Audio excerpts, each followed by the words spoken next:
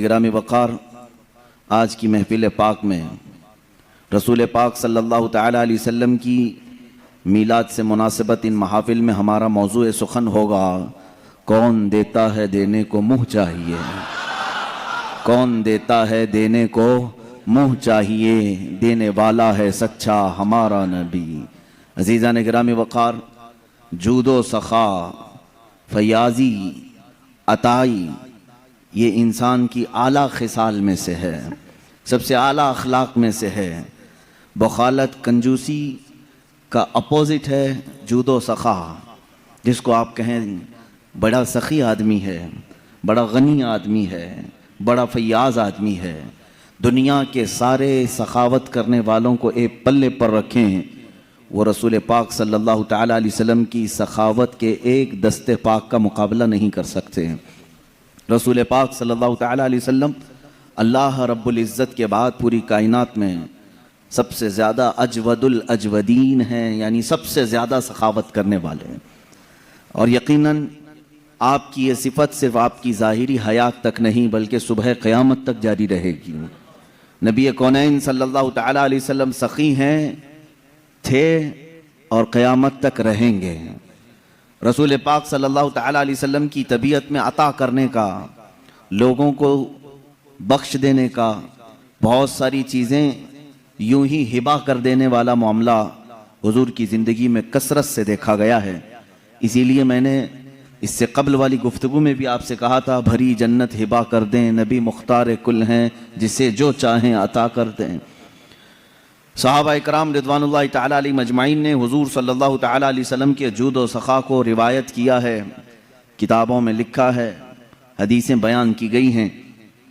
बुखारी शरीफ की हदीस है, अल्लाह के नबी सल्लल्लाहु ताला अलैहि वसल्लम के पास जब कभी कोई साइल आता, कोई किसी चीज़ की हाजत लेकर आता, रसूल पाक सल्लल्लाहु ताला अलैहि वसल्लम ने कभी भी उसके लिए ला का लफ्ज़ इस्तेमाल नहीं फरमाया, जिसका मतलब होता नहीं, यानी मैं तुझे ये नहीं दे सकता, ऐसा कभी हुजूर ने नहीं फरमाया। मांगने वालों ने हर तरह की चीज़ें मांगी होंगी और देने वाले रसूल ने कभी ना नहीं कहा, और ना कहना मेरे रसूल पाक सल्लल्लाहु ताला अलैहि वसल्लम की आदत नहीं। हुजूर अकरम सल्लल्लाहु ताला अलैहि वसल्लम के पास लोगों के मांगने का जो अंदाज हमें किताबों में मिलता है, वो सिर्फ पैसे मांगने का और माल मांगने का नहीं। हमारे यहाँ दुनिया में हम और आप सखी बनेंगे अगर किन चीज़ों में? जो माल हमारे पास है ये दे करके ही सखी कहलाएंगे। आपके पास पैसे ज़्यादा थे, आप बांट रहे हैं, सखी कहलाएंगे। आपकी सखावत के लिए यहाँ दुनिया में सिर्फ आपके पैसों का ही असर दिखता है। आप पैसे किसी को दे रहे हैं, या चलें इसकी बजाय आप राशन बांट रहे हैं तो सखी हो गए, या चलें इसके अलावा आप अपनी जायदाद दे रहे हैं किसी को तो सखी हो गए। इसके अलावा क्या दे सकोगे?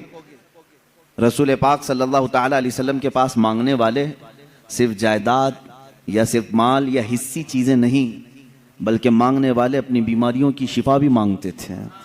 अल्लाह के नबी सल्लल्लाहु ताला अलैहि वसल्लम वो भी दे रहे हैं। किसी ने औलाद मांगी, ये हमारे और आपके इख्तियार में नहीं है, लेकिन रसूल ने उसके लिए दुआ की, औलाद भी मिली। तो ये सखावत दुनिया में हम में से कौन कर सकता है? कोई आए अगर बच्चा मांगने के लिए, औलाद मांगने के लिए, तुम यही कहोगे कि माल है मेरे पास, माल दे देता हूँ, औलाद देना मेरा काम नहीं। रसूल पाक सल्लल्लाहु ताला अलैहि वसल्लम के पास जिन लोगों ने इन चीज़ों का सवाल किया, हुजूर ने उन्हें ना नहीं कहा, उनके लिए दुआएं फरमाई। कई ऐसे सहाबा हैं जिन्होंने अपने उन चीज़ों का सवाल किया है जिसका बराह रास्त अल्लाह से ताल्लुक़ है, लेकिन रसूल करीम सल्लल्लाहु ताला अलैहि वसल्लम ने ना नहीं फरमाया। ये इस बात की दलील है कि देने वाला हकीकी मालिक अल्लाह ही है, लेकिन रसूल के दरवाजे से अता करता है। एक साहबी, ये तिरमिज़ी शरीफ की हदीस है, वो आए हुजूर पाक सल्लल्लाहु ताला अलैहि वसल्लम की बारगाह में, अपनी आँखों का नाबीना थे, आँखों की शिकायत लेकर के आए। हुजूर अकरम सल्लल्लाहु ताला अलैहि वसल्लम से अर्ज़ करने लगे, मेरे आने जाने में बड़ी दिक्कत होती है, मैं नमाजों के लिए आ नहीं सकता और आँख मेरी बीना नहीं है, जिसकी वजह से बड़ी मुश्किलें हैं। हुजूर पाक सल्लल्लाहु ताला अलैहि वसल्लम ने उन्हें मस्जिद में 2 रकात नमाज अदा करने का हुक्म दिया और फरमाया, जा अल्लाह रब्बुल इज़्ज़त की बारगाह में यूँ अर्ज़ कर कि अल्लाह मैं तेरे नबी के वास्ते से तुझसे आँख मांग रहा हूँ, उस सहाबी ने कहा, मैंने ऐसे ही कहा जैसे रसूल ने फरमाया था। मस्जिद के दरवाजे से बाहर नहीं निकला था कि मेरी आंखें रोशन हो चुकी थीं। अब ये आंख देना भी अल्लाह के हबीब सल्लल्लाहु ताला अलैहि वसल्लम के इख्तियार में है। मेरे अजीज़ों, हकीकी अता करने वाला मालिक अल्लाह ही है, लेकिन रब तबारक व ताला मुसब्बिबुल असबाब है। पूरी कायनात को उसने असबाब में रखा है। अगर कोई तुमसे ये कहता है ये तो शिर्क है किसी और से मांगना, अल्लाह ही से मांगना चाहिए, अल्लाह ही देता है। मेरे अजीज़, अल्लाह रब्बुल इज़्ज़त का दस्तूर ये है, वो किसी भी चीज़ का मोहताज नहीं। वो चाहता तो बराए रास्त तुमको आसमान से उतार देता। माँ और बाप के होने की ज़रूरत क्यों पेश आई तुम्हारे? वो अल्लाह ताला पूरी कायनात को असबाब में रखा है। एक औरत एक मर्द के इख्तिलात से बच्चा दुनिया में आता है, ये सबको मालूम है कि अल्लाह माँ और बाप का मोहताज है।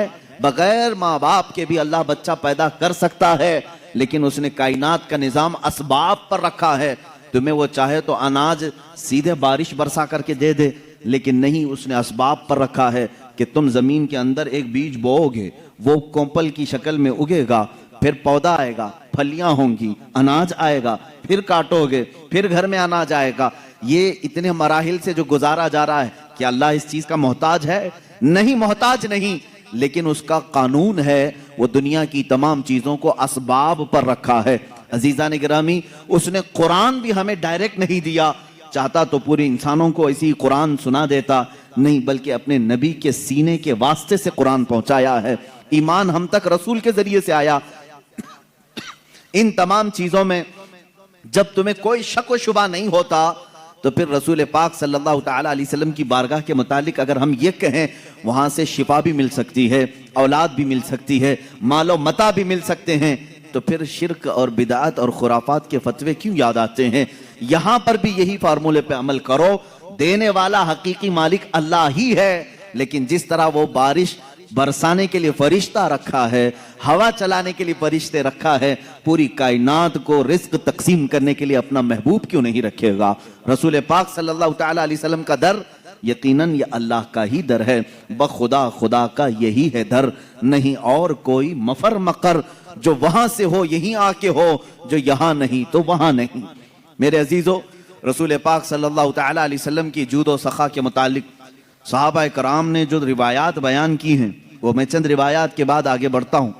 मिसालों के जरिए से, दलाइल के जरिए से आपको मैं बताता हूँ। हकीकत में आप हुजूर पाक सल्लल्लाहु ताला अलैहि वसल्लम की हर आदत को सुनने के बाद, इससे कबल आपने सुना है हुजूर हुस्न जमाल में बेमिसल बेमिसाल थे। हुजूर पाक सल्लल्लाहु ताला अलैहि वसल्लम का रहम करने में कोई दूसरा सानी नहीं है। हुजूर पाक सल्लल्लाहु अलैहि वसल्लम का अदल करने में कोई दूसरा हमसर नहीं नजर आता। उनके बराबर किसी भी खुल्क में, किसी भी आदत में कोई दूसरा नहीं दिखता। इसी तरह अता करने में भी उनके बराबर कोई दूसरा मिलता ही नहीं। आखिर में तुम मजबूरन हो या मसरूरन हो, ये कहोगे सबसे आला वो वाला हमारा नबी, सबसे बाला वो वाला हमारा नबी। आपको ये कहना पड़ेगा। हुजूर पाक सल्लल्लाहु ताला अलैहि वसल्लम सबसे आला हैं। किन चीजों में? हर आदत में, हर खसलत में, हर खुल्क में मेरे आका को अल्लाह ताला ने अजीम बनाया है। अजीज़ा ने गिरामी, रसूल पाक सल्लल्लाहु ताला अलैहि वसल्लम की सखावत के मुतालिक फरमाते हैं साहबा, खास तौर पर रमजान का महीना जैसे ही आता, अल्लाह के नबी सल्लल्लाहु ताला अलैहि वसल्लम इतना अता करते कि पूरे 11 महीने में उतना नहीं हो। 11 महीने की सखावत मिलाकर रमजान का मुकाबला नहीं होता। एक बार बहरैन से हजरत अला अल हदरमी रज़ियल्लाहु ताला वहां के गवर्नर थे। बहरैन से उन्होंने 1 लाख दिरहम हुजूर के तोहफे में पेश किए। 1 लाख दिरहम बहुत बड़ी कीमत होती है। आज के एतबार से 100 करोड़ के ऊपर चले जाएं। वो चांदी के दिरहम हुआ करते थे। उनकी मालियत, उनकी कीमत बहुत ज्यादा हुआ करती। हुजूर पाक सल्लल्लाहु ताला अलैहि वसल्लम की बारगाह में वो 1 लाख दिरहम आए। साहबा फरमाते हैं हुजूर अकरम सल्लल्लाहु ताला अलैहि वसल्लम ने मस्जिद नबवी की फर्श पर वो सब बिखेर दिया और बैठे रहे, यहाँ तक कि पूरा दिन हुजूर सल्लल्लाहु ताला अलैहि वसल्लम उन अशरफियों के पास, उन दिरहमों के पास बैठे रहे। मदीने वालों को आवाज़ दिया जाता रहा। लोग अपनी अपनी हाजतों के मुताबिक आते थे, अपने थैले भर भर कर ले जाते थे। यहाँ तक कि हज़रत अब्बास रज़ियल्लाहु ताला अन्हु आए। हदीस में है उन्होंने इतना जमा किया कि वो उठाकर ले जा नहीं सक रहे थे, उठा नहीं पा रहे थे। हुजूर पाक सल्लल्लाहु ताला अलैहि वसल्लम से वो ये कहने लगे कि या रसूल अल्लाह सल्लल्लाहु अलैहि वसल्लम, किसी से कह दें कि ये मेरा बोझ उठा दें, और अगर कोई नहीं उठा सकता तो आप ही उठा करके दे दें। ये था हुजूर अकरम सल्लल्लाहु ताला अलैहि वसल्लम के अता करने का अंदाज। यहाँ तक के मगरिब से पहले पहले वो 1 लाख दिरहम पूरे मदीने में खैरात हो चुके थे। 1 लाख दिरहम रसूल पाक सल्लल्लाहु ताला अलैहि वसल्लम ने पूरे अता कर दिए, पूरे अता कर दिए। मेरे अजीजों, बांटने वाला इस जमाने में जितना भी हो, हम में से कोई हो, लेकिन सखावत के उस आला मकाम के एक छोटे से हद तक हम नहीं पहुंच सकते। हम अपना पहले देखें उसके बाद, और हुक्म भी यही है। लेकिन रसूल पाक सल्लल्लाहु ताला अलैहि वसल्लम, एक मर्तबा आपके पास 10 अशरफियां आई, सोने की अशरफियां, और उनमें से 6 तकसीम हो गई, 4 अभी नहीं तकसीम हुई थी। हजरत आयशा सिद्दीक़ा रज़ियल्लाहु ताला अन्हा फरमाती हैं, वो 4 घर में थी तो रात भर हुजूर पाक सल्लल्लाहु अलैहि वसल्लम आराम ही नहीं किए, सुबह तक जागते रहे। हजरत आयशा फरमाती हैं, मैंने अर्ज किया या रसूल अल्लाह सल्लल्लाहु ताला अलैहि वसल्लम, अगर ये भी तकसीम करना है तो सुबह कोई ना कोई हाजतमंद आ जाएगा, उसे तकसीम कर दें। हुजूर अकरम सल्लल्लाहु ताला अलैहि वसल्लम फरमाते हैं, आयशा मुझे डर लगता है कहीं सुबह होने से पहले मेरी मौत ना आ जाए और मेरे घर में ये 4 दिरहम पड़े रह जाएं। ये अल्लाह के नबी सल्लल्लाहु ताला अलैहि वसल्लम के अता करने वाला मामला था। एक बार हज़रत आयशा सिद्दीक़ा रज़ियल्लाहु ताला अन्हा फरमाती हैं, यह आखिरी ज़माना है, मेरे आका सल्लल्लाहु अलैहि वसल्लम का घर में तशरीफ़ लाए और इरशाद फरमाने लगे, मेरी अज़वाज मुतहरात में से जिसके पास भी सोना या चांदी है, अगर वो चाहे तो अल्लाह की बारगाह में सदका कर दे। अपनी बीवियों के सोने चांदी को खैरात सदका करने के लिए हुजूर अकरम सल्लल्लाहु अलैहि वसल्लम ने फरमाया। मेरे अजीज़ों, ये फ़र्ज़ और वाजिब नहीं आपके ऊपर, लेकिन मैं मेरे नबी की सखावत आज अर्ज़ कर रहा हूँ, सखावत अर्ज़ कर रहा हूँ। अज़वाज मुतहरात ने पूछा, या रसूल अल्लाह सल्लल्लाहु ताला अलैहि वसल्लम, क्या आज से आपकी बीवियों पर सोना चांदी पहनना हराम हो गया? क्या हम घरों में सोना चांदी नहीं रख सकती? जवाब सुने, मेरे आका सल्लल्लाहु अलैहि वसल्लम इरशाद फरमाते हैं, यकीनन तुम रख भी सकती हो, पहन भी सकती हो। सोना और चांदी जेवरात तुम्हारे लिए हलाल हैं, रख भी सकती हो, पहन भी सकती हो, मगर तुम्हारे शोहर मोहम्मद सल्लल्लाहु ताला अलैहि वसल्लम अपने मुतालिक फरमाते हैं, मेरा ये इरादा है, मेरी ये तमन्ना है कि मैं देख रहा हूं मेरा आखिरी वक्त आ चुका है, मैं अपने रब के हुजूर जाने वाला हूं, तो मेरी ये तमन्ना है कि मैं इस हाल में अल्लाह से मुलाकात ना करूं कि दुनिया में मेरे घर में सोना और चांदी पड़ा हुआ हो। मैं सोने और चांदी का मालिक बनकर के अल्लाह की बारगाह में नहीं जाना चाहता, मैं फकीराना जिंदगी में अल्लाह की हुजूर हाजिर होना पसंद करता हूं। ये रसूल करीम सल्लल्लाहु ताला अलैहि वसल्लम के वो अखलाक करीमाना है।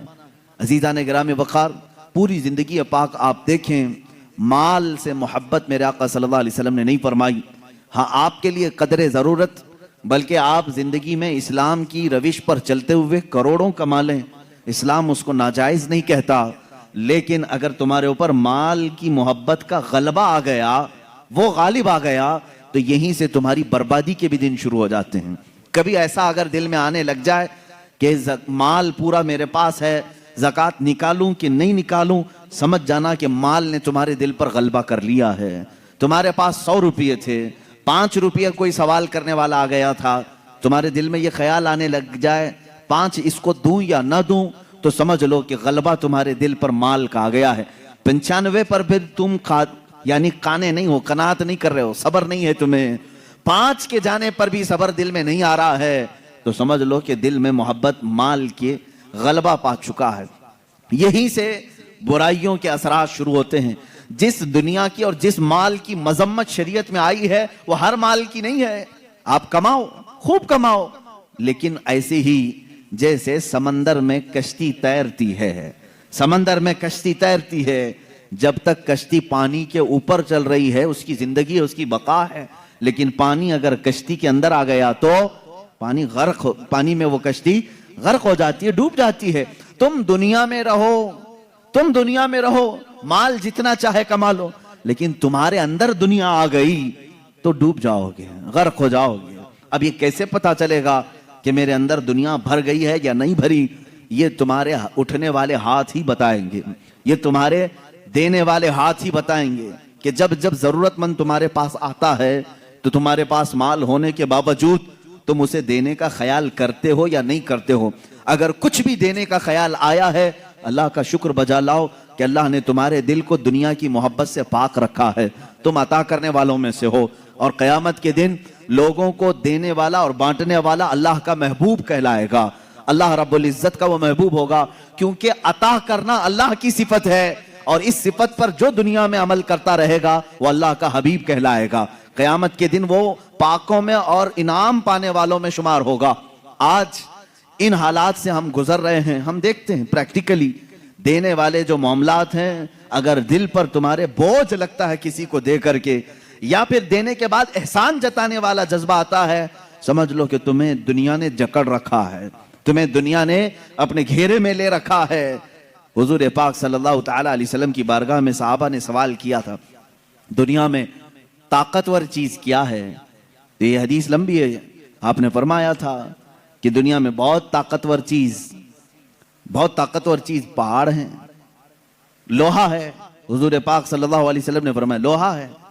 सहाबा ने कहा क्या इससे भी ज्यादा सख्त कोई चीज है? कहा उससे ज्यादा सख्त आग है, आग लोहे को भी जला देती। कहा आग से भी ज्यादा सख्त कोई चीज है दुनिया में? कहा पानी है, पानी आग को बुझा देता है। पानी से भी ज्यादा ताकत किसी के पास है? आपने फरमाया हवा के अंदर है। हवा दुनिया की सबसे ज्यादा ताकतवर, और वो बड़ी बड़ी चीजों को उखाड़ फेंकती है अगर जोश में आ जाए। उसके सामने क्या दरख्त, क्या इमारतें, सब हेच हैं। पानी वो तबाही नहीं ला सकता जो हवा ला सकती है। फिर साहबा ने पूछा क्या हवा से भी ज्यादा सख्त और ताकतवर कोई है? अब अल्लाह के नबी सल्लल्लाहु अलैहि वसल्लम ने फरमाया हाँ एक चीज है, और उससे ज्यादा ताकतवर कोई चीज नहीं। पूछा साहबा ने वो क्या? हुजूर पाक सल्लल्लाहु तआला अलैहि वसल्लम फरमाते हैं हवाओं से ज्यादा ताकतवर वो हाथ है कि उससे दे तो दूसरे को खबर ना हो। वो हाथ सबसे ज्यादा ताकतवर है कि बंद मुट्ठी में दिया, दूसरे हाथ को खबर नहीं हुई। वो दुनिया का सबसे ताकतवर तरीन हाथ है। ये इखलास के साथ जो अल्लाह की बारगाह में दिया गया है वो हाथ कीमती है। अजीज़ान गिरामी वक़ार, सखावत इंसान के लिए क्या दर्जा रखती है हदीस से सुन लो। हुजूर सल्लल्लाहु तआला अलैहि वसल्लम ने फरमाया सखावत जन्नत के दरख्तों में से एक दरख्त है। क्या है? दरख्त है सखावत। सखावत तो कोई हार्ड लफ्ज में नहीं कह रहा हूं, सबको मालूम है। देने वाले आदमी को, उसको दानी आप कहते हो अपनी जुबान में, बहुत दानी है, दयालु है या फयाज है या सखी है। सखावत जन्नत के दरख्तों में से एक दरख्त है, और उसकी शाखें दुनिया में फैली हुई हैं। यह हदीस है। हुजूर सल्लल्लाहु अलैहि वसल्लम फरमाते हैं अब दुनिया में जिसने उसकी शाख पकड़ ली, जो दुनिया में सखावत किया, गोया कि उस दरख्त की शाख को उसने पकड़ लिया। मेरे आका फरमाते हैं ये शाख उसे अपनी जड़ तक जन्नत में ले जाएगी। वो पकड़ लिया है शाख को, और ये शाख उसे अपनी जड़ जो जन्नत में दरख्त है वहां तक ले जाएगी। और मेरे आका सल्लल्लाहु अलैहि वसल्लम ने फरमाया बुखालत, कंजूसी, माल को दबा करके रखना, इसके भी 3 दर्जे हैं अलग अलग। बुखालत अलग अलग किस्म की है। एक बुखालत तो यह है कि अपने पे तो खर्चा करता है लेकिन दूसरों को नहीं देता। अपने पे खर्च करता है, दूसरों को नहीं देता, यह भी बखील है। एक उससे भी आला किस्म का बखील है, डेंजर किस्म का कंजूस, ना दूसरों पे खर्च करता है ना अपने पे खर्च करता है। वो फिर क्यों माल कमाता है? वो ऐसा ही कुत्ता है जो बैल के चारे पे बैठा हुआ है। बैल के चारे पे बैठने वाला कुत्ता मालूम है? घास पे, बैल घास खाता है, बकरी घास खाती है, लेकिन कुत्ता उस चारे पे बैठा हुआ है, ना बकरी को खाने देता है ना खुद खाता है। कुत्ता घास नहीं खाएगा और ना बकरी को खाने देगा। इस तरह बहुत सारे कुत्ते बैठे हुए हैं। अब लफ्ज अगर सख्त लग रहा है तो माफ करें, लेकिन यह हकीकत है। जो इस तरह के माल पर जमे बैठे हुए हैं वो उसी कुत्ते की तरह हैं जो ना खुद खा सकते हैं ना दूसरे को खाने देते हैं। तो ये बुखालत का आला दर्जा है। और ये क्या है बुखालत? हदीस पाक में है बुखालत दोज़ख के दरख्तों में से एक दरख्त है, जहन्नम के दरख्तों में से एक दरख्त है। उसकी शाखें दुनिया में फैली हुई हैं। जिसने कंजूसी की, जिसने बुखालत की, उसने उस बुखालत के दरख्त की शाख को पकड़ लिया। अब ये शाख उसे अपने जड़ जहन्नम तक लेकर जाएगी, वो दोज़ख तक उसे ले जाएगी। बखील आदमी दोज़ख में ले जाएगा। हदीस है, अस्सखी करीबुम मिनल्लाहि व करीबुम मिनल मलाइकति व करीबुम मिनन नासी व बईदुम मिनन नार। हुजूर फरमाते हैं सखी आदमी अल्लाह से करीब है, फरिश्तों से करीब है, जन्नत से करीब है, तमाम इंसानों से करीब है, दोज़ख से दूर है। वल बखीलु बईदुम मिनल्लाहि व बईदुम मिनल मलाइकति व बईदुम मिनल जन्नति व बईदुम मिनन नासी व करीबुम मिनन नार। हुजूर फरमाते हैं और बखील आदमी, कंजूस आदमी अल्लाह से दूर है, फरिश्तों से दूर है, इंसानों से दूर है, जन्नत से दूर है, लेकिन दोज़ख से बहुत करीब है, दोज़ख से ज्यादा करीब है। अजीज़ान गिरामी, मेरे नबी की सिफात में कभी बखालत आई नहीं, वो किसी चीज में बखालत नहीं किए, बल्कि उनके सहाबा की सखावत का हाल ये है कि जो कोई उनके घरों पर आता था उसे इतना अता करते कि वो अपनी कौम में जाकर के ऐलान करते कि मोहम्मद अरबी सल्लल्लाहु अलैहि वसल्लम के गुलाम इतना अता करते हैं कि हमारी कई पुश्तें उस पर खाकर गुजारा कर सकती। नबी कौनैन सल्लल्लाहु अलैहि वसल्लम के अता करने का हाल तो बहुत आला है। सफवान बिन उमैया, जिनके मुतालिक मैंने इससे कबल भी बयान किया था, जंग बद्र में उमैया जिसको कत्ल किया गया था, सफवान उमैया का बेटा हुजूर पाक सल्लल्लाहु ताला अलैहि वसल्लम से मिलने के लिए आया और अल्लाह के नबी सल्लल्लाहु ताला अलैहि वसल्लम से उसने सवाल किया, क्या आप मुझे कुछ दे सकते हैं? हुजूर पाक सल्लल्लाहु अलैहि वसल्लम ने उस वक्त सफवान को इतनी बकरियां दी कि साहबा फरमाते हैं 2 पहाड़ों के बीच में जितनी जगह थी वो सब बकरियों से भर गई।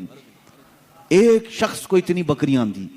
अब वो जा करके मक्का में, वो इस्लाम कबूल कर चुके थे बाद में, वो सहाबी रसूल, अपनी पूरी कौम को बताया, ऐ लोगों भलाई चाहते हो तो इस्लाम में आओ, इसलिए कि रसूल इतना देते हैं कि तुम्हारी 7 पुश्तें गुजार लेंगी। मोहम्मद सल्लल्लाहु अलैहि वसल्लम इतना देते हैं कि तुम्हारी 7 पुश्तें खाकर आराम से गुजारा करेंगी। हुजूर अकरम सल्लल्लाहु ताला अलैहि वसल्लम की जिंदगी पाक में जब कभी किसी ने आपसे किसी चीज का सवाल किया और अगर उस वक्त आपके पास ना रहा माल, तो क्या हुजूर मना करके कल के लिए टाल देते? साहबी रसूल फरमाते, हजरत उमर फारूक रज़ियल्लाहु ताला अन्हु भी मजलिस में हाजिर हैं, एक मर्तबा 90,000 दिरहम आए हुजूर के पास। 90,000 दिरहम बांटते रहे, सब खत्म हो गए। एक औरत ताखीर से आई, उसने कहा, या रसूल अल्लाह सल्लल्लाहु अलैहि वसल्लम, मैं मदीने की गरीब औरत हूं, सुना है आज माल बांटा जा रहा है, माल तकसीम किया जा रहा है, मुझे भी कुछ अता करें। हुजूर पाक सल्लल्लाहु अलैहि वसल्लम ने फरमाया, सब बट गया है, ये नहीं फरमाया कि अब क्या दूंगा, हो गया, चलो खत्म हो गया। नहीं, रसूल करीम सल्लल्लाहु ताला अलैहि वसल्लम ने हजरत उमर से फरमाया, कहा, ऐ उमर, क्या मुझे 2 दिन के लिए कर्जा मिल सकता है? कर्ज में कुछ दिरहम मिल सकते हैं? कहा, रसूल पाक सल्लल्लाहु ताला अलैहि वसल्लम ने एक शख्स से कर्ज लिया, कर्ज लेकर के उस खातून को जितनी जरूरत थी वो पूरा माल दिया और कर्ज खा से कहा कि तेरा जिम्मा मेरे ऊपर है, मैं तेरा कर्ज अदा करूंगा। एक मर्तबा नहीं, कई मर्तबा ऐसे मामला आए। अल्लाह के नबी सल्लल्लाहु ताला अलैहि वसल्लम के पास अगर कोई इस हाल में आया कि आपके पास कुछ नहीं हो, आपने कर्ज लिया और उसे ना नहीं कहा, ना कहना मेरे रसूल की आदत ही नहीं। हुजूर पाक सल्लल्लाहु ताला अलैहि वसल्लम ने उसे अता किया। हजरत अबू हुरैरा रज़ियल्लाहु ताला अन्हु का हाल सुने। सैयदना अबू हुरैरा ये वो सहाबी हैं जो असहाबे सुफ़्फ़ा में से थे। असहाबे सुफ़्फ़ा उन सहाबा को कहते हैं जो अपना घर बार सब छोड़ करके बारगाह रसूल में रहते थे। मस्जिद नबवी से लग करके एक कट्टा था जिस पर एक छोटी सी छत बनाई गई थी छप्पर की, उसके नीचे 70 सहाबा रहते थे। उनका घर भी वही था, उनकी कुल जहां वही थी। उनका खाना पीना क्या था? हुजूर पाक सल्लल्लाहु ताला अलैहि वसल्लम की बारगाह में कुछ भी सदका आ जाए तो यही 70 सहाबा को हुजूर पेश कर देते। हुजूर सदका नहीं इस्तेमाल फरमाते। हजरत अबू हुरैरा फरमाते हैं, एक मरतबा ऐसा हुआ कि 2 दिन तक खाने को कुछ आया ही नहीं, कुछ नहीं मिला। हजरत अबू हुरैरा कहते हैं, मैं मस्जिद से बाहर निकल आया रोड पर, यानी रास्ते पर, मैं ये देखने के लिए कि हुजूर अगर बाहर निकलेंगे तो पेट को कुछ राहत मिल जाएगी। कैसी राहत? खाने की नहीं। हजरत अबू हुरैरा फरमाते हैं, सहाबा का मामूल ये था, अगर शिद्दत की भूख लगती तो क्या करते थे जानते हैं? चेहरे रसूल को देखते थे। हजरत अबू हुरैरा कहते हैं, हुजूर को देखने से भूख का असर कम होता था। मैं इंतजार में खड़ा रहा, रसूल पाक सल्लल्लाहु ताला अलैहि वसल्लम तशरीफ लाए। जलवे जहां आरा की जियारत करूं और पेट के दर यानी भूख की शिद्दत को कम करूं। कहते हैं मेरी ख्वाहिश ये हुई थी कि मेरे आका अपने दरवाजे से बाहर तशरीफ लाए। हजरत अबू हुरैरा दौड़ते हुए गए, कहते हैं मैं झुक गया था भूख की वजह से। अल्लाह के नबी सल्लल्लाहु तआला अलैहि वसल्लम ने पूछा उनसे, अबू हुरैरा इस दोपहर के वक्त किस चीज ने तुझे बाहर निकाला, कौन सी चीज तुझे बाहर ले आई? हजरत अबू हुरैरा के अपने पेट की तरफ इशारा करके कहने लगे, या रसूल अल्लाह सल्लल्लाहु अलैहि वसल्लम भूख है, भूख है। हुजूर अकरम सल्लल्लाहु तआला अलैहि वसल्लम मुस्कुराए। हजरत अबू हुरैरा फरमाते हैं अल्लाह के नबी सल्लल्लाहु अलैहि वसल्लम ने अपना जुब्बा उठाया और दिखाया तो उस पर 2 पत्थर बंधे हुए थे। हजरत अबू हुरैरा ने पूछा, या रसूल अल्लाह सल्लल्लाहु अलैहि वसल्लम ये किसके लिए? मेरे आका सल्लल्लाहु अलैहि वसल्लम ने फरमाया, अबू हुरैरा पिछले 3 दिन से मेरे घर में भी फाका ही है, लेकिन उस पर भी मुस्कुराहट है, शिकवा व शिकायत नहीं। फाका तो मेरे आका का शौक था, वरना वो मालिको मुख्तार रसूल हैं, उनके लिए दस्तरखान जन्नत से उतारे जाएं। फाका मेरे आका का शौक था। हुजूर पाक सल्लल्लाहु तआला अलैहि वसल्लम जब ये कहते हैं तो हजरत अबू हुरैरा ने कहा, उनके घर में 3 दिन से फाका है, मैं तो 2 दिन से भूखा था, अब क्या कहूं? लेकिन यहां पर भी ना कहना मेरे आका की आदत नहीं। अबू हुरैरा से कहा, चलो तुम्हारा कुछ ना कुछ इंतजाम करेंगे। लेकर के रास्ते से चले तो हजरत अबू बकर व उमर भी मिल गए। वो दोनों भी भूखे थे, वो भी भूख की वजह से ही बाहर निकले थे। हुजूर सल्लल्लाहु तआला अलैहि वसल्लम इन साथियों को लेकर सीधे अबू अय्यूब अंसारी के मकान पर आए। मेजबान रसूल थे। अल्लाह के नबी सल्लल्लाहु तआला अलैहि वसल्लम उनके घर पर अक्सर जाया करते थे। वो कितने खुशनसीब सहाबा हैं जिनके घर कायनात का आका आता हो। हुजूर सल्लल्लाहु तआला अलैहि वसल्लम खुद तशरीफ ले आते। हजरत अबू अय्यूब अंसारी घर पर थे, देखा हुजूर पाक तशरीफ लाए। हुजूर ने खुद पूछा कि अबू अय्यूब घर में खाने का कुछ है? उन्होंने कहा, ऐ अल्लाह के नबी सल्लल्लाहु तआला अलैहि वसल्लम पका तो कुछ है नहीं, आप हुक्म फरमा दें तो एक बकरी का बच्चा है उसे ज़बह कर दूं। हुजूर अकरम सल्लल्लाहु अलैहि वसल्लम ने हुक्म फरमाया, बकरी ज़बह हो गई। अब यहाँ पर देखें, ये सहाबा हुजूर के साथ दस्तरखान पर हैं, बकरी ज़बह हुई सहाबी रसूल के घर में। हजरत अबू अय्यूब ये कभी नहीं सोचते थे एक ही बच्ची है, वो भी मेहमान आ गए, बल्कि वो जब भी हुजूर तशरीफ लाते वजद में आते थे। अपनी खातून से कहते थे कि आज मेरी कामयाबी का दिन है, आज हमारे औज हैं, आज हमारे मुकद्दर जागे हुए हैं। हजरत अबू अय्यूब के घर खाने सालन बना गोश्त का। हजरत अबू हुरैरा फरमाते हैं कि गोश्त के सालन के इंतजार में हम थे, काफी भूखे थे, भूख कितनी लगी हुई थी, लेकिन दस्तरखान पर जब सालन बन कर के आया, मेरे अजीजों ये रसूल पाक का वो घराना है जो पूरी कायनात को नवाजता है, लेकिन खुद अल्लाह के हबीब सल्लल्लाहु तआला अलैहि वसल्लम ने सादगी को पसंद फरमाया है। यह आपका फख्र था। दस्तरखान पर सालन आया। हजरत अबू हुरैरा उस वक्त तक ये सोचते थे शायद मेरे से ज्यादा भूखा कोई नहीं होगा, मेरे से ज्यादा कोई भूखा नहीं रहेगा।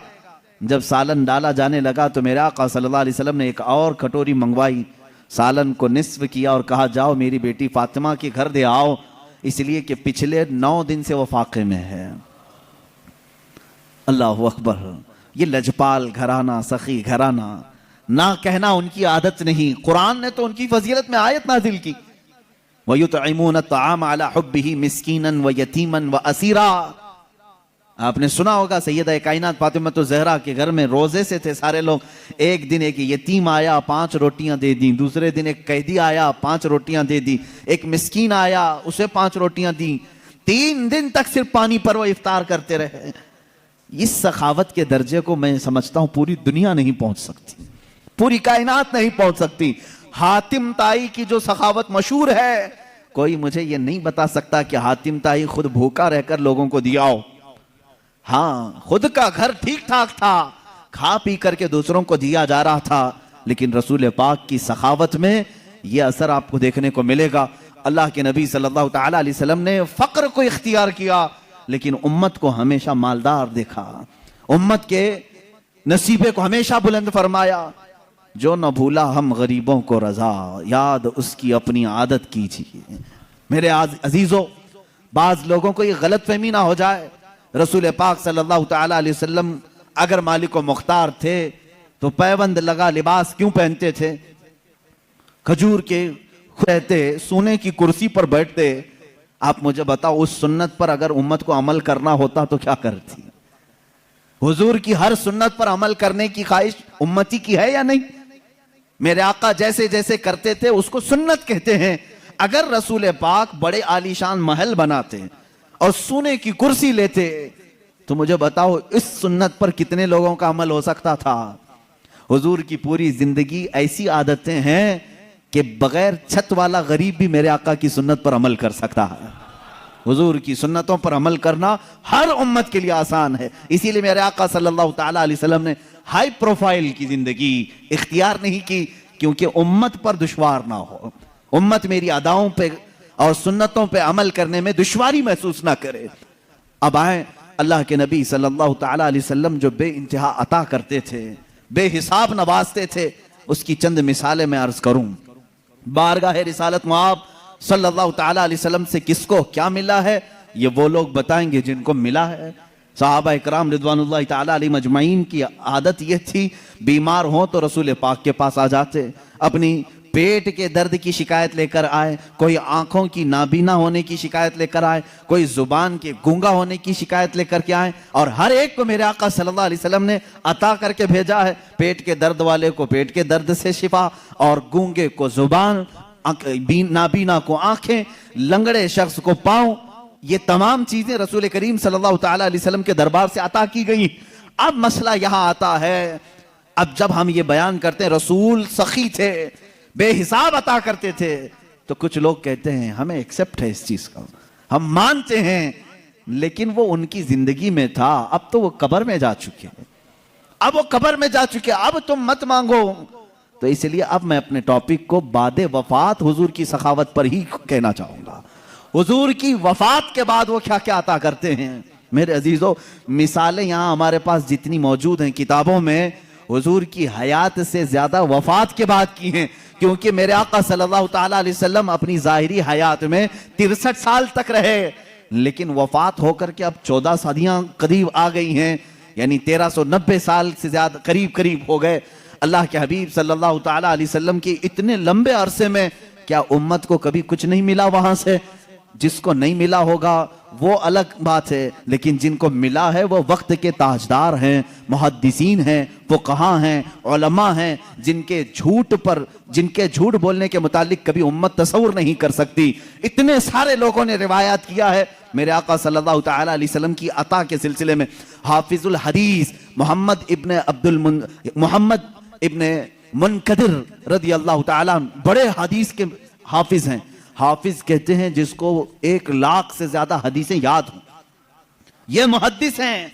हाफिज मोहम्मद रहमहुल्लाह ये फरमाते हैं, मदीना तैयबा में हम रहते थे, मेरे बाप के पास एक शख्स ने 80 दीनार या 80,000 जो भी है 80 दीनार अमानत के तौर पर रखा, और वो तिजारत की गरज से या फिर किसी काम की गरज से बाहर चला गया, और उसने मेरे बाप से कहा था कि जब मैं आ जाऊं तो मुझे मेरी अमानत वापस कर देना, लेकिन जब तक तेरे पास है चाहे तो तू इस्तेमाल कर लेना, इजाजत अगर दिया है अमानतदार तो आप अमानत का इस्तेमाल कर सकते हैं, लेकिन जब वो वापस आए तो उसे अमानत लौटा दी जाए।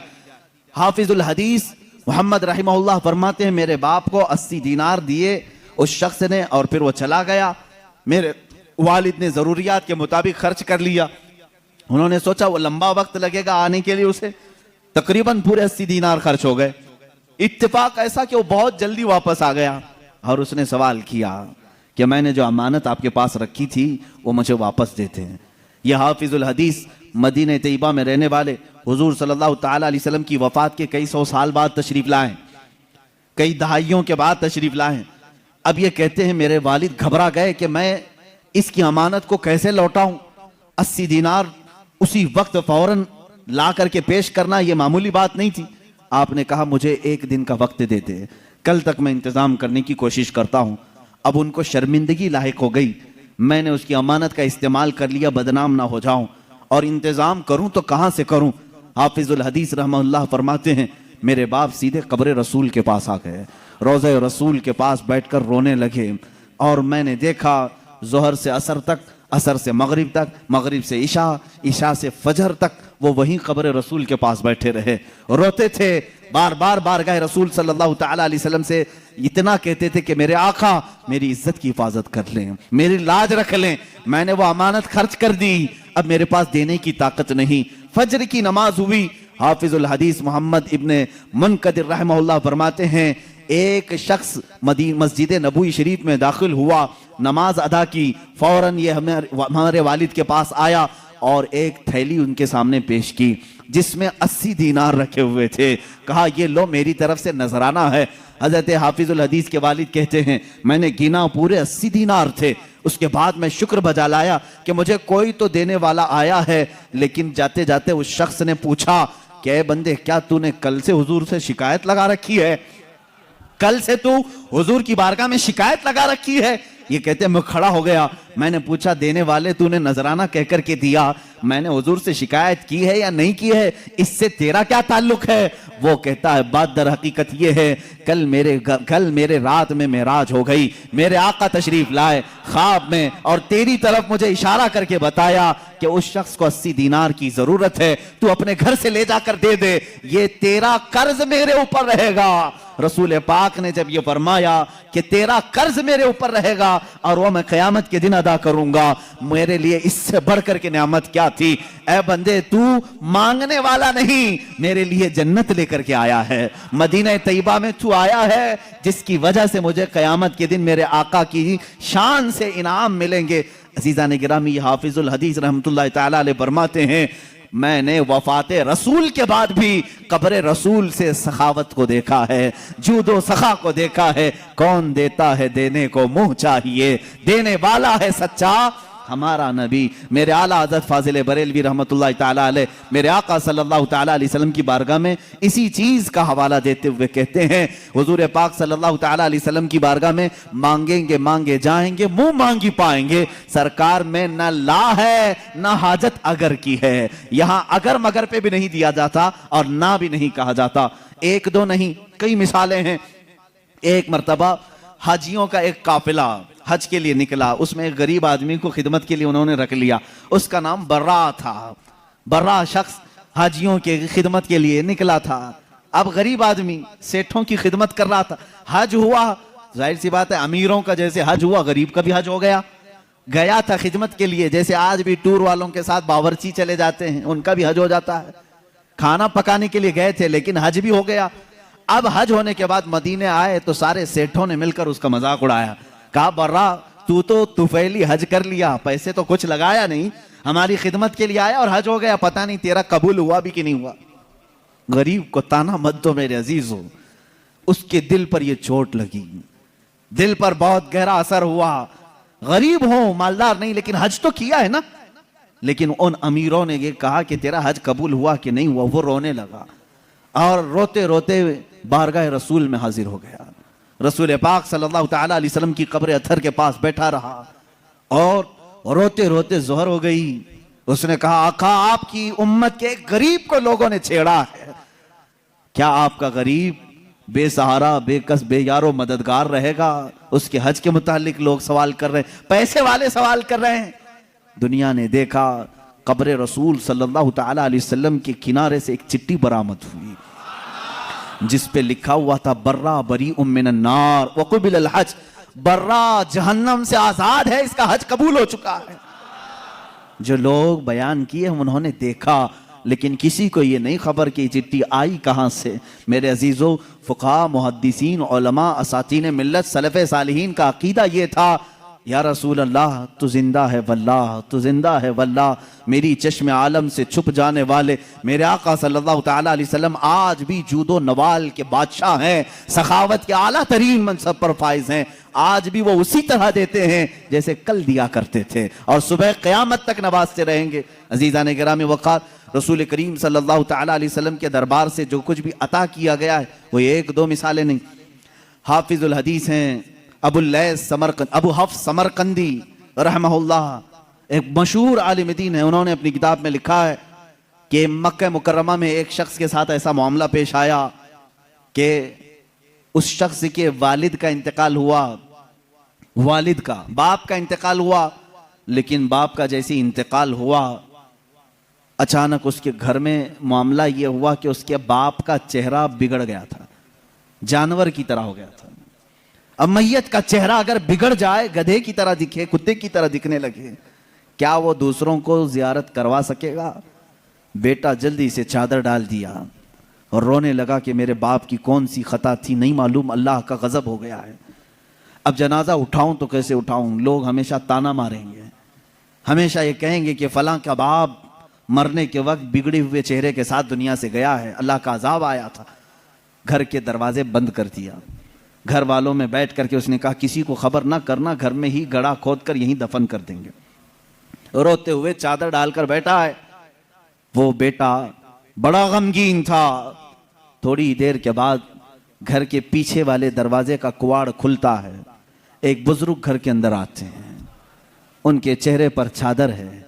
वो सीधे चलते चलते उस मरे हुए आदमी के पास आए, चादर उनके सर से हटाई, अपना हाथ उसके चेहरे पर फेरा, फिर चादर डाल दी और इस बेटे के पास आए।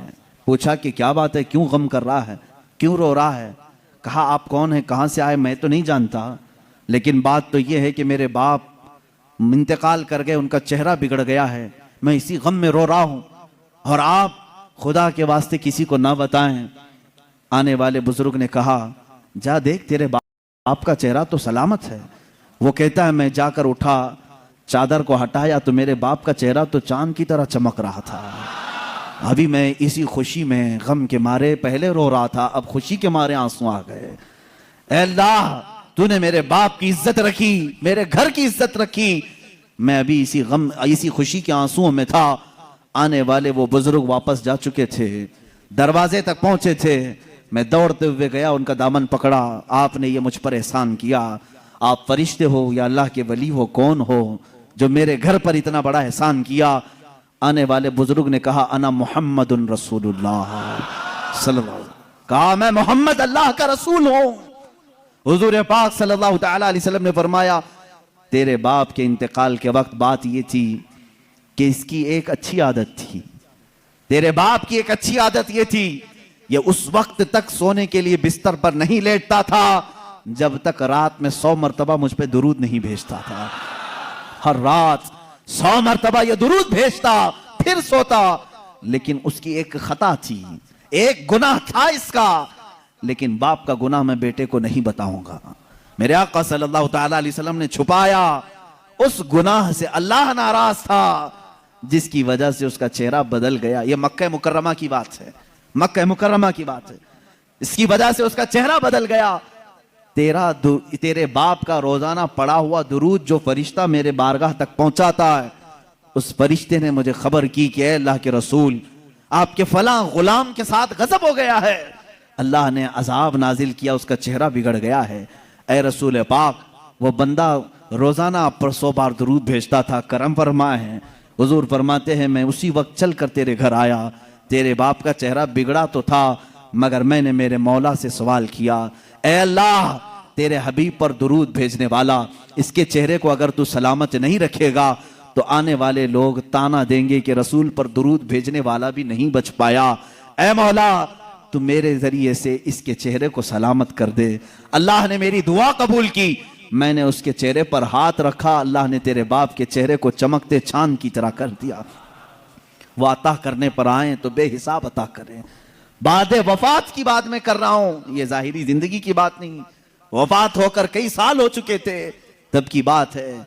इसीलिए तो हम आशिकों का ये कहना है, या रसूल अल्लाह, सुना है आप हर आशिक के घर तशरीफ लाते हैं, मेरे घर में भी हो जाए चिरागा या रसूल अल्लाह, मेरे दिल में भी हो जाए चिरागा या रसूल। मेरे आका आओ कि मुद्दत हुई है तेरी राह में अखियां बिछाते बिछाते, बड़े दिन हुए हैं मेरे आका घर को सजाते सजाते।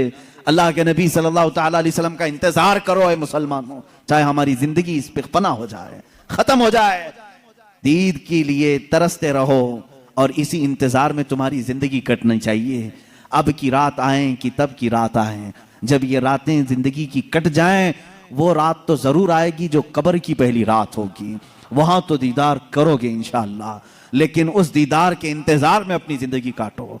ये नहीं कि अपनी आंखों को हसीनाओं की गलाजत से भर लो, गंदी तस्वीरों से, गंदी फिल्मों से अपनी आंखों को दागदार कर लो। ये नहीं, इन आंखों को अल्लाह ताला ने तुम्हारे रसूल के दीदार के लिए दिया है। इसीलिए शहजादा आला हजरत ने यूं कहा है, तुम्हें न देखा तो किस काम की हैं ये आंखें, उन्हें न देखा तो किस काम की हैं ये आंखें, कि देखने की है सारी बहार आंखों में, कुछ ऐसा कर दे मेरे किरदगार आंखों में, हमेशा नक्श रहे रूए यार आंखों में, हमेशा नक्श रहे रूए यार आंखों में। मुफ्ती आजम हिंद तो ये फरमाते हैं कि तुम अपने आंखों में जलवे रसूल ऐसा बसा लो, ऐसा बसा लो कि कब्र के दिन, कब्र की रात में फरिश्ते जब आए सवाल करने के लिए, तो मुफ्ती आजम फरमाते हैं फरिश्ते जो पूछें कब्र में कि किसकी उम्मत हो, फरिश्ते जो पूछें कब्र में कि किसकी उम्मत हो, तो आप जवाब क्या कहते हैं?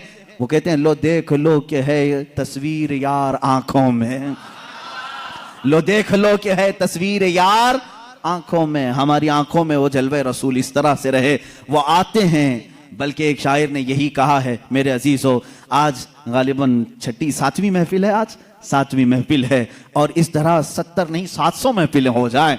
हम इन महफिल के मुतालिक हमेशा, मैं भी, मेरी आदत ये है, मैं ये कहता हूं क्यों महफिल सजा रहे हो, क्यों बैठ रहे हो, रोज क्यों सुनने आ रहे हो, रोज हम क्यों सुनाने आ रहे हैं? हमारा मकसद ये है वो आएंगे, आते होंगे, अभी आएंगे, वो आएंगे, आते होंगे, अभी आएंगे।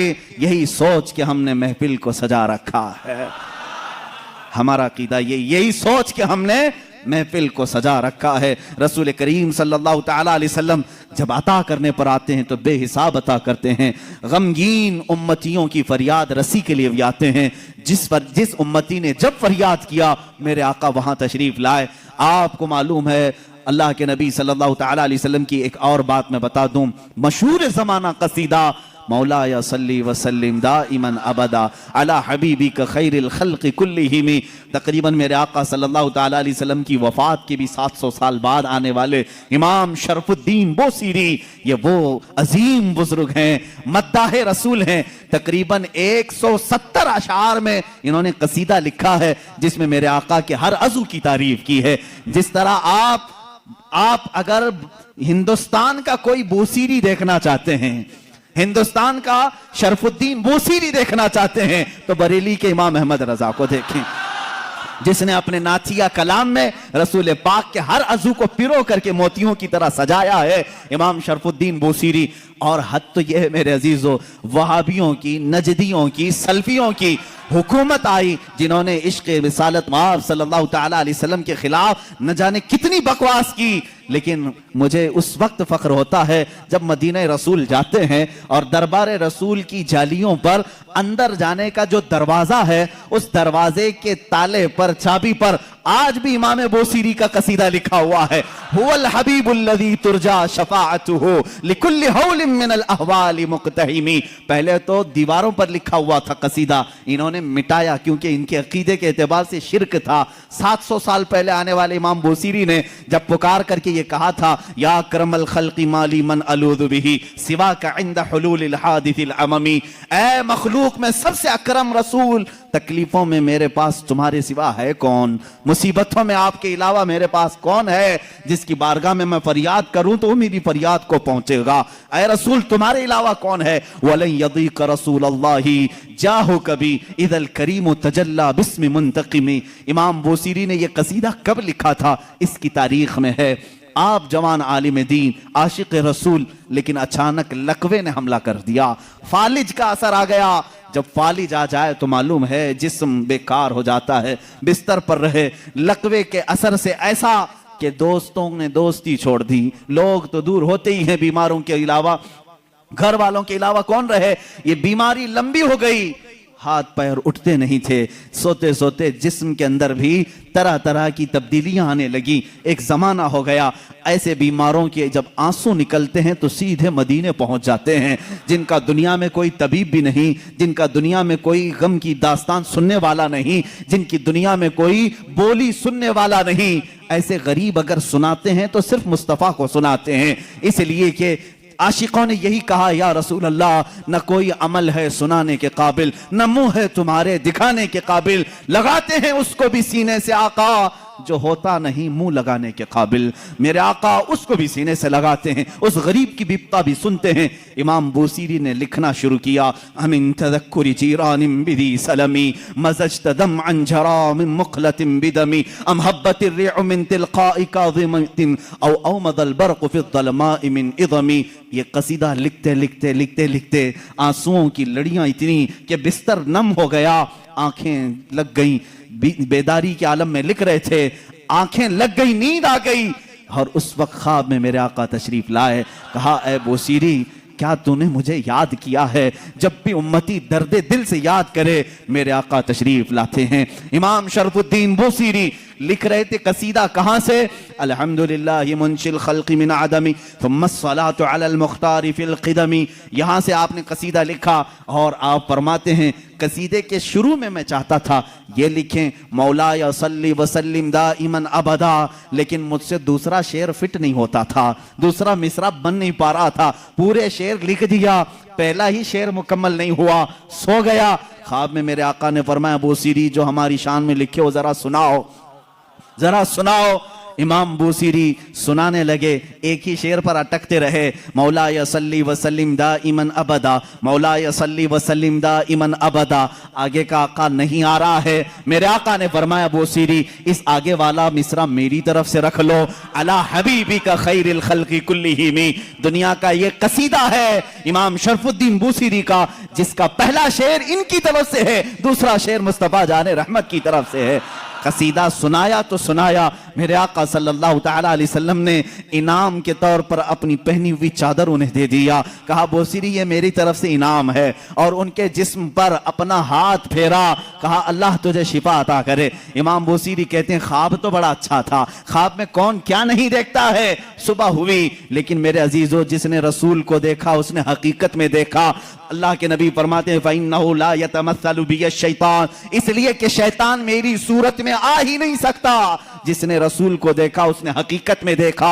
इमाम बूसीरी फरमाते हैं, सुबह उठा तो भीनी भीनी खुशबुएं घर में थी, महकी महकी हवाएं थी। मैंने सोचा ख्वाब तो ख्वाब होता है, लेकिन जब मैंने गोद में देखा तो रात में अता की हुई चादर भी मौजूद थी, वो चादर भी मौजूद थी। और उसके बाद उठने की कोशिश किया तो मैं देख रहा हूं हाथ भी सलामत, पैर भी सलामत, जिस्म भी सलामत, ना कोई लकवा है ना कोई फालिज है। ये रसूल पाक का दरबार है, जिसको इमाम इश्क व मोहब्बत आला हजरत ने फरमाया, मेरे करीम से अगर कतरा किसी ने मांगा, मेरे करीम से अगर कतरा किसी ने मांगा, दरिया बहा दिए हैं, दरिया बहा दिए हैं। कौन देता है देने को, मुंह चाहिए देने वाला है सच्चा।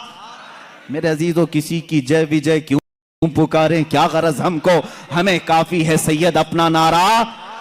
मांगेंगे मांगे जाएंगे, मुंह मांगी पाएंगे। सरकार में न ला है न हाजत अगर की है, वाह क्या जूदो करम है शहबत हा तेरा, नहीं सुनता ही नहीं मांगने वाला तेरा। हमारे पास जब इतने सारे अशार हैं तो दूसरों के हाथ दर दर की ठोकरें क्यों खाएं, हम इधर उधर की ठोकरें क्यों खाएं, फिर के गली गली तबाह ठोकरें सबकी खाई क्यों।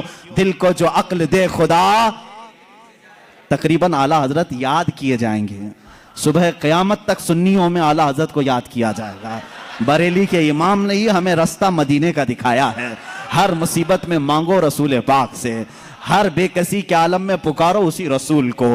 हाले बरेली के इमाम ने हमें नमाजों के बाद सलाम में भी यही सिखाया है, जब सलाम में पेश करो तो यूं ही कहो, या रसूल अल्लाह तुम हो हफीज़ो मुगीस, क्या है वो दुश्मन खबीर।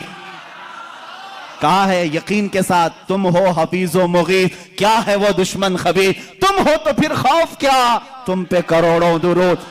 आला हज़रत ने हमें यही सिखाया है। किससे मांगना चाहिए, रसूल पाक से।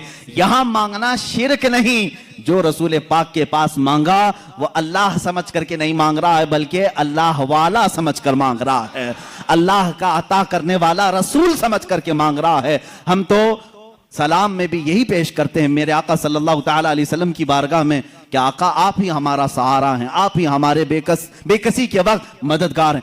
आओ सआदतुद दारैन की एक रिवायत में तुम्हारे सामने पेश करता हूं और मैं समेटता हूं गुफ्तगू को। कौन देता है देने को, मुंह चाहे। यही हमारा उन्वान सुखन है। तकरीबन 400 साल के बाद की बात है, मेरे आका सल्लल्लाहु ताला अलैहि वसल्लम के वफात के 400 साल के बाद बड़ी हिकायत, ये हिकायत रूह फरसा है, बिल्कुल रूह को झिंझोड़ती है, हमारी उम्मीदों को और करीब करती है बारगाह मुस्तफ़ा से। फरमाते हैं रावी कि एक शहर में एक ऐसा आदमी था, मुफलिस था लेकिन कर्जे लेता था लोगों से। एक आदमी से उसने कर्जा लिया था, अब खाया पिया खत्म हो गया, पैसे नहीं थे, कर्जा मांगने वाले आ गए। कर्जों में डूबे हुए लोग भी सुनो, जिसका कोई नहीं उसका मेरा आका है। वो शख्स कर्जे तो लिया था लेकिन दे नहीं पा रहा था। अब जो कर्ज खा आदमी है उसने धमकियां दी, नहीं दिया। उसके बाद उसने मुकदमा कर दिया काजी के पास, कोर्ट में तलब हुआ। कोर्ट में जाने के बाद काजी साहब ने पूछा कि इसका तेरे ऊपर कर्जा है? कहा हाँ है। कब अदा करेगा? कहा देख रहा हूं। कहां से अदा करेगा? है ही नहीं कुछ भी। काजी ने कहा कल तक की तुझे मोहलत देता हूं, अगर तू नहीं अदा किया तो तुझे जेल में डाल दूंगा, जा कहीं से भी लेकर क्या इसका कर्जा अदा कर। उसने बहुत रिक्वेस्ट किया, मुझे और लंबा टाइम दे, मेरे छोटे बच्चे हैं, बीवी हैं, कौन देखेगा। काजी ने एक नहीं सुनी, दरबार से निकाल दिया गया। एक दिन का टाइम, ऐसा शख्स कहां जाए, रास्ते में रोते हुए जा रहा था, एक बुजुर्ग से मुलाकात हुई। उस बुजुर्ग ने पूछा क्यों रो रहे हो? कहा ऐसा ऐसा मामला है। कहां से लाऊं? उस बुजुर्ग ने कहा एक काम कर, घर में जा, जब रात हो जाए अकेला बैठ, ताजदार मदीना पर दुरूद भेज। रसूल पाक सल्लल्लाहु अलैहि वसल्लम को अपने गम की दास्तान सुना, कुछ ना कुछ तो हल वहां से मिल ही जाएगा। लेकिन यकीन के साथ वो गया, डूबते को तिनके का सहारा। वो घर आया, शाम को अपनी बीवी बच्चों को जब उसने सुनाया तो सब गमगीन थे। एक दिन के बाद अगर बाप उनका जेल में चला जाए, उसका शोहर जेल में चला जाए, तो उनका घर कैसे चले। रात के वक्त तन्हाई में बैठ करके वो रोने लगा, बहुत रोया। सुबह का वक्त करीब आ रहा था, ख्वाब में उसे रसूल करीम सल्लल्लाहु अलैहि वसल्लम की ज़ियारत हुई। कहाँ कहाँ मेरे आका को ढूंढोगे? मेरे आका ने सच फरमाया, उबगूनी फी दुअफ़ाइकुम, तुम्हारे गरीबों में, कमज़ोरों में मुझे तलाश करो। रसूल पाक ने खुद फरमाया, तुम्हारे गरीबों में मैं मिल जाऊंगा। अल्लाह के हबीब सल्लल्लाहु अलैहि वसल्लम ने उससे कहा, क्यों रोता है, क्यों गम करता है? उसने कहा काजी ने मुझे धमकी दी है, कल तक अगर नहीं अदा करूंगा जेल में डाल दिया जाएगा। मुझे अभी कर्जे के लिए इतने माल की जरूरत है। अल्लाह के नबी सल्लल्लाहु ताला अलैहि वसल्लम इरशाद फरमाते हैं, ए बंदे एक काम कर, शहर चला जा। शहर में जो बादशाह का वजीर है वो मेरा आशिक है, वो मेरा चाहने वाला है। उससे जाकर कह दे तुझे जितनी जरूरत है वो तुझे माल दे देगा, वो तुझे पैसे दे देगा। अब ये गरीब आदमी है, वजीर का दरबार बड़ा दरबार। इसने ख्वाब में ये पूछ भी लिया, आका अगर वो मुझसे सवाल करे तुझे रसूल पाक ने भेजा है तो मैं क्या दलील में बात करूंगा, दलील में मैं क्या चीज पेश करूंगा।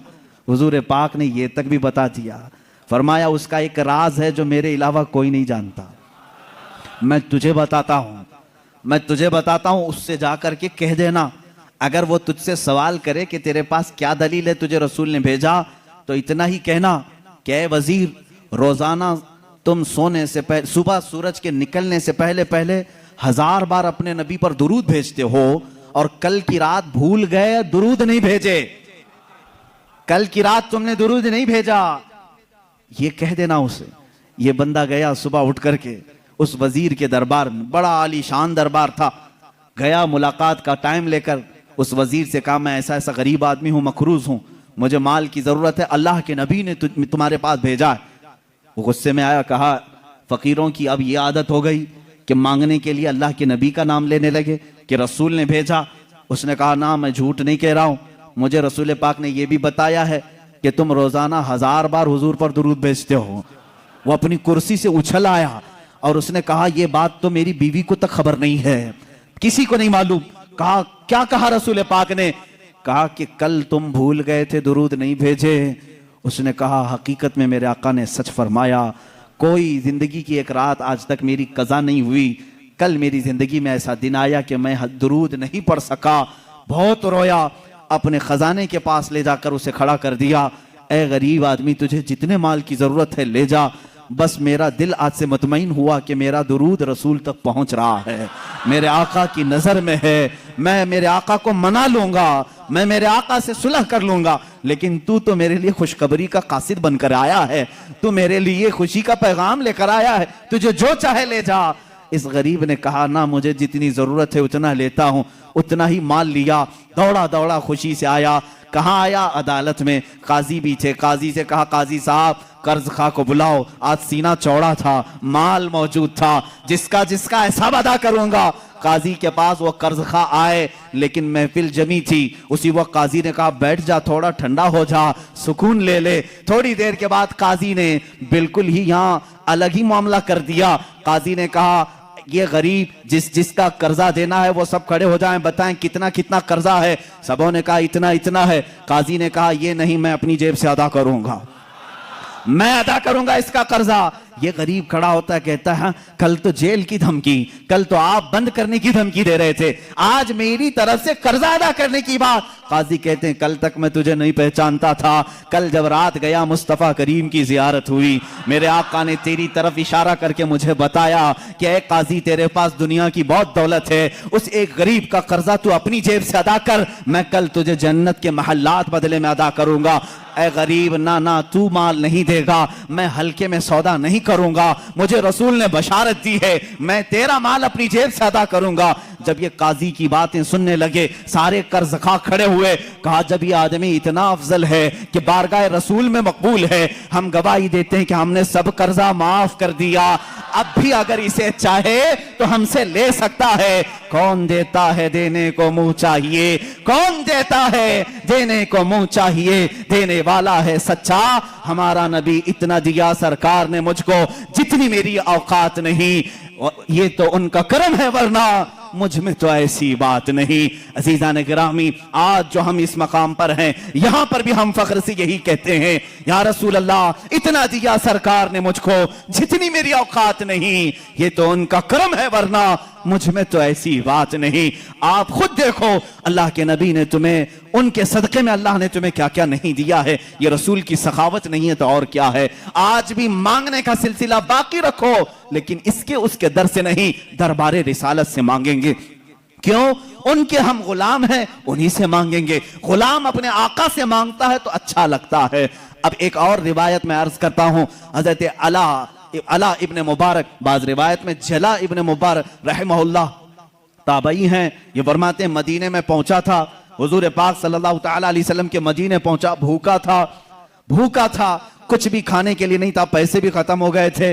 मस्जिद नबवी में गया, दोपहर का वक्त था, वो भूख की वजह से शिद्दत से तकलीफ हो रही थी, सो गया ये कह करके, या रसूल अल्लाह, तुम्हारा मेहमान हूं, आप ही खिलाएं।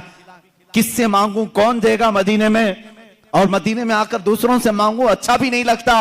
आपके होते हुए किस दरबार पर मैं जाऊं। हुजूर पाक सल्लल्लाहु तआला अलैहि वसल्लम की बारगाह में सवाल किया, सो गया। मेरे अजीजों, कितनी मिसालें मैं तुम्हारे सामने रखूं। ये फुक़हाए उम्मत, मुहद्दिसीन और बुजुर्गों की बात मैं कर रहा हूं, आम बंदों की नहीं।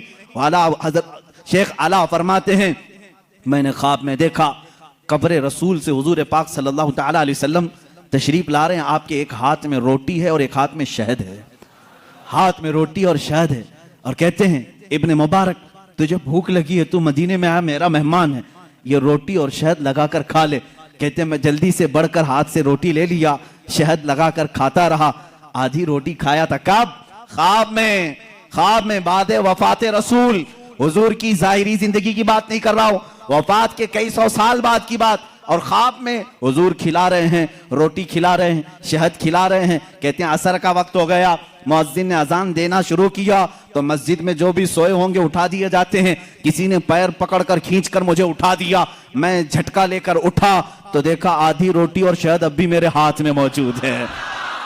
कौन देता है देने को मुंह चाहिए, देने वाला है सच्चा हमारा नबी। अजीजा ने गिरामी वक़ार, इस तरह की बेशुमार मिसालें हैं। आखिरी बात मैं अर्ज करता हूँ, सिराजुल उम्मा ताजुल उम्मा इमाम आज़म अबू हनीफा रदियल्लाहु ताला फरमाते हैं, रसूल पाक सल्लल्लाहु ताला अलैहि वसल्लम की बारगाह में जब जाना हुआ तो आपने हुजूर की शान में एक नात लिखी, एक कसीदा लिखा, या सय्यद अस्सादाती जितुका कासिदा अर्जू रिदाका वहतमी बिहिमाका। ये कसीदा लंबा कसीदा है, कहते हैं मैंने किसी को नहीं सुनाया, लिख करके रख लिया, बारगाह रसूल में जाकर के सुनाऊंगा, हुजूर के दरबार में पहले सुनाऊंगा। इमाम आजम अबू हनीफा रहमतुल्लाह सफर करके मदीने पहुंचते हैं। सुबह सुबह का वक्त है, अजान से पहले मस्जिद नबवी में मुअज्जिन जो अजान देने के लिए ऊंची जगह खड़ा होता है, कहते हैं वहां मुअज्जिन खड़े होकर अजान से पहले ये गुनगुना रहा है, या सय्यद अस्सादाती जितुका कासिदा अर्जू रिज़ाका वहतमी बिहिमाका। इमाम आजम कहते हैं मेरे शेर लीक हो गए, मेरी नात लीक हो गई, पहले से मुअज्जिन मस्जिद नबवी का सुना रहा है, इसे कैसे खबर हुई? कहते हैं ये किसी ने पहले से लिख रखा था, ये किसकी नात है? ये तो मैंने लिखी है।